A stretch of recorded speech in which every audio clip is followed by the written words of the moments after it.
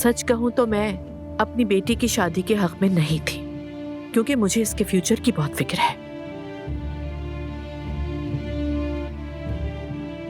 बिल्कुल ठीक कहा, मगर वो भी दुआ का अपना ही घर है। क्या मतलब, क्यों फिक्र हो रही है आपको फ्यूचर की? अगर मैं कहूं तो मुझे लगता है शायद ज़ैनब साहिबा को इसकी तालीम अधूरी रहने का खदशा है। ऑफ कोर्स यही बात है। तालीम नहीं छोड़ूंगी मैं। नहीं नहीं ज़ैनब साहिबा, मैं अधूरी नहीं छोड़ूंगा अपनी बीवी की तालीम।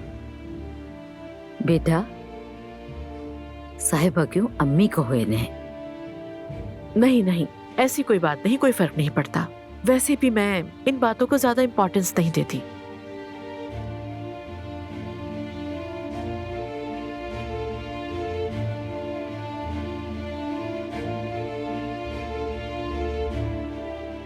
अब हम और आप लोग अलग नहीं हैं, एक ही खानदान हो गए हैं।